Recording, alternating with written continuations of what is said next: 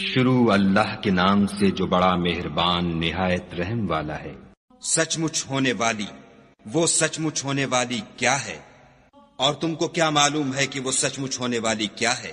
وہی کھڑکھڑانے والی جس کو سمود اور عاد دونوں نے جھٹلایا، سو سمود تو کڑک سے ہلاک کر دیے گئے، رہے عاد ان کا نہایت تیز آندھی سے ستیہ ناش کر دیا گیا۔ خدا نے اس کو 7 رات اور 8 دن ان پر چلائے رکھا، تو اے مخاطب تو لوگوں کو اس میں اس طرح ڈھے اور مرے پڑے دیکھے جیسے کھجوروں کے کھوکھلے تنے۔ بھلا تو ان میں سے کسی کو بھی باقی دیکھتا ہے؟ اور فرعون اور جو لوگ اس سے پہلے تھے اور وہ جو الٹی بستیوں میں رہتے تھے سب گناہ کے کام کرتے تھے۔ انہوں نے اپنے پروردگار کے پیغمبر کی نافرمانی کی تو خدا نے بھی ان کو بڑا سخت پکڑا۔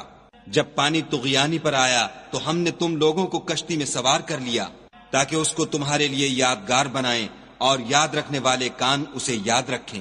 تو جب سور میں ایک بار پھونک مار دی جائے گی اور زمین اور پہاڑ دونوں اٹھا لیے جائیں گے، پھر ایک بارگی توڑ پھوڑ کر برابر کر دیے جائیں گے، تو اس روز ہو پڑنے والی یعنی قیامت ہو پڑے گی، اور آسمان پھٹ جائے گا تو وہ اس دن کمزور ہوگا، اور فرشتے اس کے کناروں پر اتر آئیں گے، اور تمہارے پروردگار کے عرش کو اس روز 8 فرشتے اٹھائے ہوں گے۔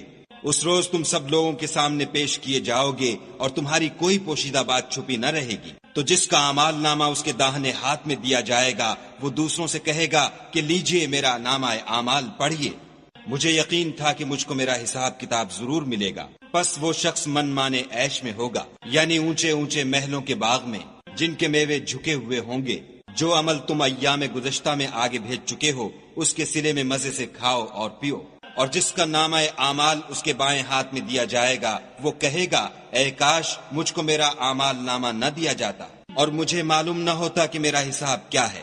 اے کاش موت ابد الآباد کے لیے میرا کام تمام کر چکی ہوتی، آج میرا مال میرے کچھ بھی کام نہ آیا، ہائے میری سلطنت خاک میں مل گئی۔ حکم ہوگا کہ اسے پکڑ لو اور طوق پہنا دو، پھر دوزخ کی آگ میں جھونک دو، پھر زنجیر سے جس کی ناپ 70 گز ہے جکڑ دو۔ یہ نہ تو خدائے جل شانہ پر ایمان لاتا تھا اور نہ فقیر کے کھانا کھلانے پر آمادہ کرتا تھا، سو آج اس کا بھی یہاں کوئی دوست دار نہیں، اور نہ پیپ کے سوا اس کے لیے کھانا ہے جس کو گناہ گاروں کے سوا کوئی نہیں کھائے گا۔ تو ہم کو ان چیزوں کی قسم جو تم کو نظر آتی ہیں اور ان کی جو نظر نہیں آتی کہ یہ قرآن فرشتہ عالی مقام کی زبان کا پیغام ہے، اور یہ کسی شاعر کا کلام نہیں مگر تم لوگ بہت ہی کم ایمان لاتے ہو، اور نہ کسی کاہن کے مزخرفات ہیں لیکن تم لوگ بہت ہی کم فکر کرتے ہو۔ یہ تو پروردگار عالم کا اتارا ہوا ہے۔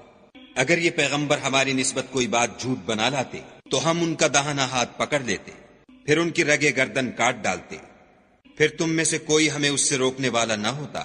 اور یہ کتاب تو پرہیزگاروں کے لیے نصیحت ہے، اور ہم جانتے ہیں کہ تم میں سے بعض اس کو جھٹلانے والے ہیں، نیز یہ کافروں کے لیے موجب حسرت ہے، اور کچھ شک نہیں کہ یہ برحق قابل یقین ہے۔ سو تم اپنے پروردگار عز و جل کے نام کی تنزیہ کرتے رہو۔